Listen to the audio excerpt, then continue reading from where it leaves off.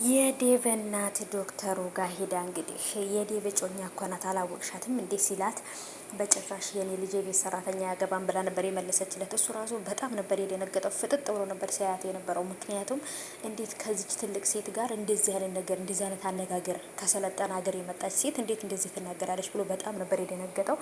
ግን ያው የእሱ መደንገጥ ምንም ትርጉም የለውም፣ ምክንያቱም የእሷ ልብ አያሻሽለውም።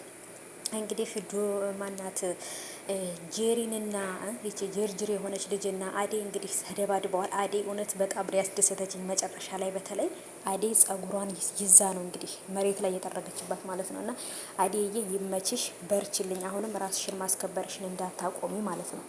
የእውነት በጣም ተመችቶኛል። ሰላም ውድ የተከበራችሁ የቻናሌ ተከታታዮች እንዴት ናችሁ? ከኔ ጋር ሁሉ ሰላም ነው። ሰላማችሁ ይብዛልኝ ባላችሁበት ውድ ቤተሰቦቼ። ለዚህ ቻናል አዲስ ከሆናችሁ ሰብስክራይብ አድርጋችሁ ቤተሰቡን ነባሮች ዌልካም እንኳን በሰላም መጣችሁ ብያለሁ ውዶቼ። እንግዲህ ዛሬም በድጋሚ የአደይን ድራማ ይዤላችሁ መጥቻለሁ። የተፈጠረው ነገር እንግዲህ እንዳያችሁት በጣም ነገሮችን ከባድ ነገር ናቸው የተፈጠሩት። እዛ ጋር አሹና ሮሚዬ ያው እንግዲህ ፍቅራቸው በግልጽ እየታወቀ ነው ማለት ይቻላል ማለት ነው። እና ደስ ይላል ያለው ነገር በጣም ነው ደስ የሚለው። ግን አላደለ ፍቅሩ የሚያጠራጥር ነገር አለ በመሀላቸው፣ እርስ በርስ ይጠራጠራሉ ማለት ነው። እና አንዱን የአንዱን ፍቅር ስለሚጠራጠር እርስ በርስ እስካልተነጋገሩ ድረስ ፍቅራቸውን ሊግባቡ አይችሉም። ዶክተሩም እንግዲህ ከጄሪ ጋራ እና ዳይመንድ አግኝተውት ነበር እና እንዴት ነው ባፈቀርካ ሴት ላይ እጅት የምታረግብህ እያለ እንግዲህ እየነገሩ ነበር። እና በጣም ነበር ያሳቀኝ ዳይመንድ ማለት ነው።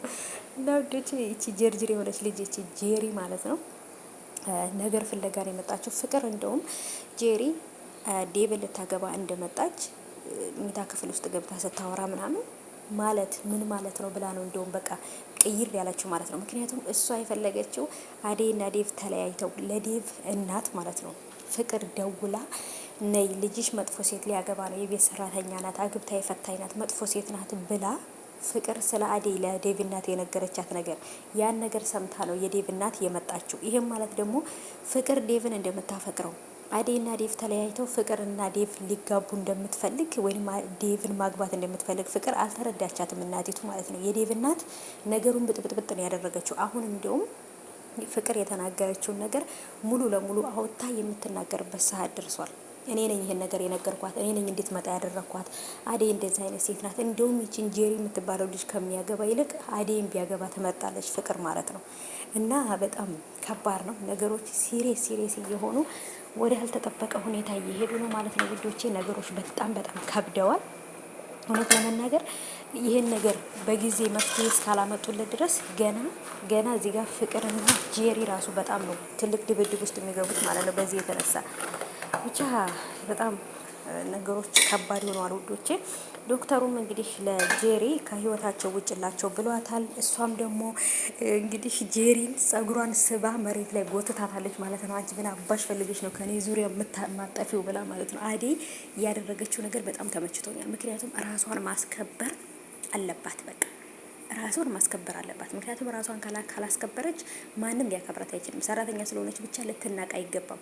ሰው ሰራተኛ ሰርቆ ከመኖር የሰውን ሀቅ ከመብላት የሰውን ንብረት ዘርፎ ከመብላት ሰራተኛ ሆኖ ሰርቶ በላቡ መብላትን ይሻላል። ምክንያቱም ህይወት ይቀየራል። ሰራተኛ እንደሆነ አንቀጥልም አይደለ? ስለዚህ ሰራተኛ ናትና ሌላ ሰው የተሻለ ሰው አይገባትም ማለት አይደለም። እንደሷ ሰራተኛ የሆነ ሰው አይደለም የምትለው አይደል እንዴ?